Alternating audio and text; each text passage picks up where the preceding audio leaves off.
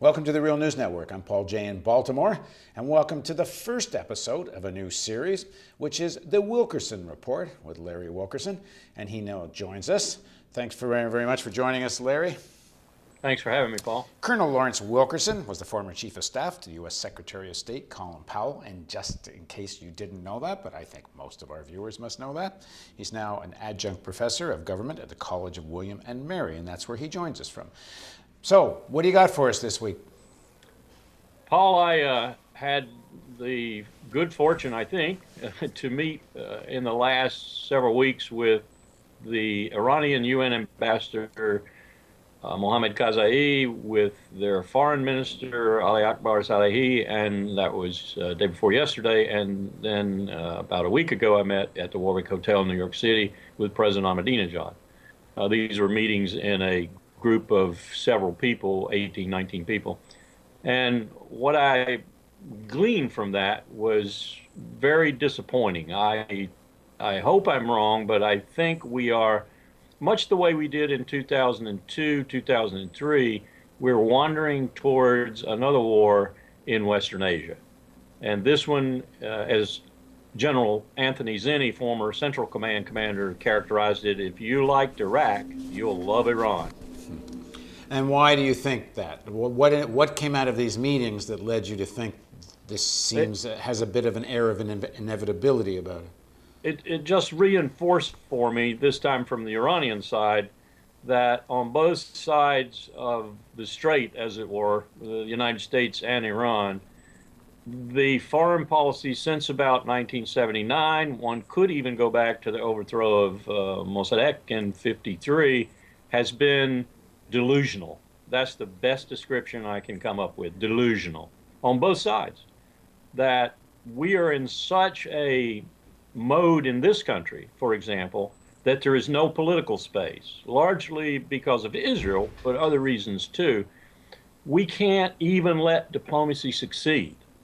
And frankly, diplomacy right now is nothing more than sanctions, unless some secret talks are going on, which I hope, beyond all hope, are going on, but I don't expect them to be going on. Well, did you get the sense that the Iranian leaders believe a war is inevitable? Because I've always thought that, and certainly it's the way they talk, that they think it's really a bluff and they don't really believe it's coming.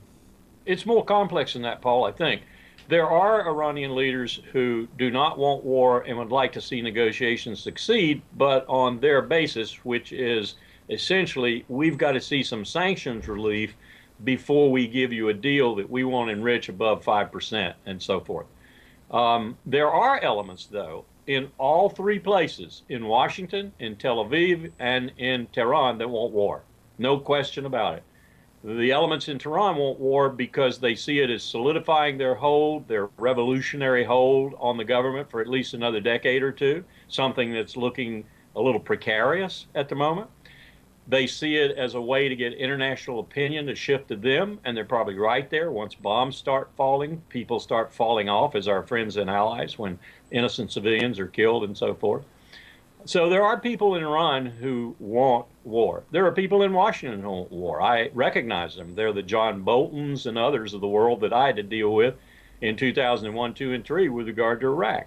They're marching their own route and trying to push us along to war. The recent delisting of the Mujahideen al-Haq, the so-called MEK, is a case in point. They are the new Iraqi National Congress / Ahmad Chalabi. And by delisting, you mean taking off the terrorist list? Taking them off the state sponsors of terrorism list, or the terrorism list in this case. So that essentially they're going to be advocating for war with Iran. And they'll sidle up to the same kind of people that Ahmad Chalabi sidled up to. And there are people in Israel, I think, that would like to see the United States take care of their problem. So you've got people who want some sort of conflict, if not general war between us, in all three capitals. Well, go back to the Iranian side. Do you put Ahmadinejad in that camp that wants war? Ahmadinejad he is a checked out president. He is a lame duck. Ahmadinejad and the Ayatollah, as you well know, I think, are involved in a contretemps that Ahmadinejad can't win. And so we're looking for the next president, and I think the Ayatollah, the Guardian Council, and others are looking for the next president. And Ahmadinejad is on his way out, and I would predict that you probably won't even hear his name after he's gone. So what we're looking at in Iran are different elements. I would say many of the elements of power, like those in the Iranian Revolutionary Guard Corps, the IRGC, many of them, if not their leadership, would love to see the United States or Israel or both drop some bombs. If there's any truth to the fact that there might be some people in Iran that operate on a different sheet of music, say, than rational thinkers as we see rational thinkers, it's probably in the IRGC. So, as I said, you put all this together and you put the lack of political space, really domestic political space in Iran, and to get anything other than a win-win. And by that I mean they get significant sanctions relief. And the lack of political space in the United States on the domestic scene, that is, the Congress won't let the president give any sanctions relief. And you can't see diplomacy working. So the president has said, and Mitt Romney will say, and any other president will say, because this has been our policy, that all options are on the table.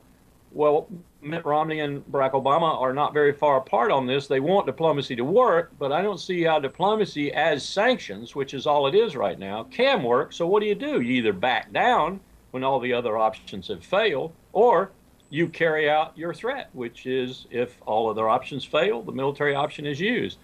And if you do that, you quickly realize the military option was counterproductive, because it will be. Look at the Iran project's very careful analysis with Zig Brzezinski, Brent Scowcroft, Admiral Fox Fallon, General Zinni, and Ambassador Tom Pickering, and a host of others, including yours truly, signed up to it.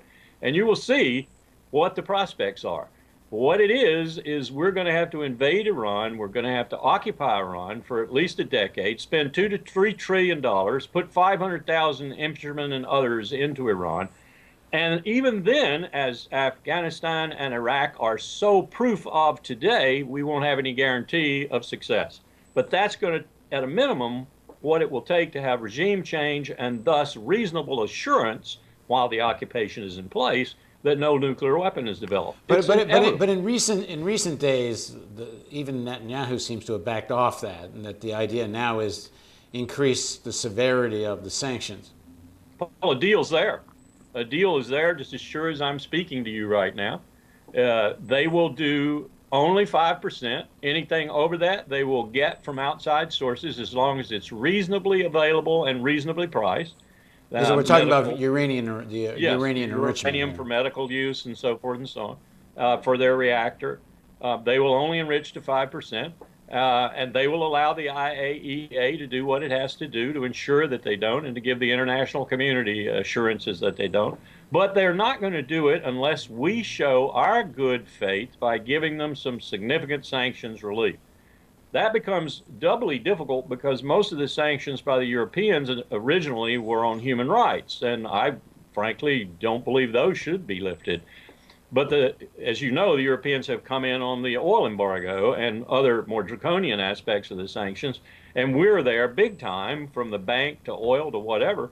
So they've got to see some of that, at least temporarily, to show our good faith, released or taken off of. Well, what about the other side of it, though? And I wonder in these meetings if anyone asked Ahmadinejad this. While there's no evidence there is a weapons program, and while the last intelligence estimate from the American agency said there's no evidence there's a weapons program, or at least the decision has not been made. In fact, it's still the official position of the United States that Iran has not made a decision to go ahead with the bomb. And I think that's a valid view. But let me add one thing, which I saw an interview with Hans Blix about a year ago, and the former inspector in Iraq. Right. And he made a point that I thought was interesting. He said he doesn't think there's a weapons program. He says he believes the Iranians there's no weapons program, but he can't understand why the Iranians simply don't give the IAEA every single thing they want. Let them go anywhere they want, answer every question they have. Why not do that and settle this issue? Does anyone ask in these meetings? I think you have to look at other factors, Paul. I would give you as an illustration of those other factors McGeorge Bundy, National Security Advisor to John F. Kennedy, and then later lingering with LBJ.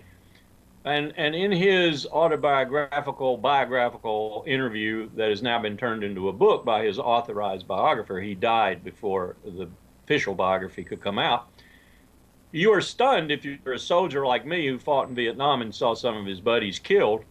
You're stunned when McGeorge Bundy says, well, we knew we couldn't win the war, but we had to continue because of U.S. prestige. Wow. We had to continue because if we didn't get enough people killed and show that we were determined to fight this theater of the Cold War, our allies might back away. Well, 58,000 plus names on that black wall in Washington called the Vietnam Memorial Wall testify to McGeorge Bundy's having paid a price. And how many hundreds of thousands of Vietnamese? 2.5 million North Vietnamese, maybe 1 million South Vietnamese, and horrible casualties other than the 58,000 KIA.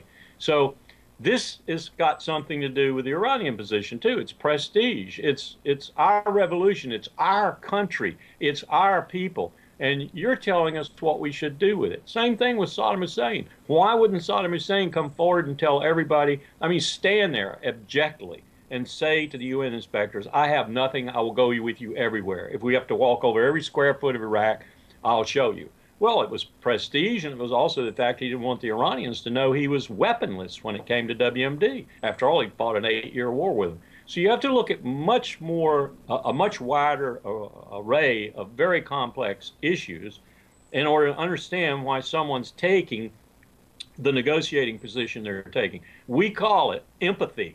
We call it being in the military, being able to put yourself in the other person's shoes and look at the problem you're negotiating from their perspective. Paul, we simply have lost the ability to do that in this country. Thanks for joining us, Larry. Thanks for having me. And thank you for joining us on the Real News Network.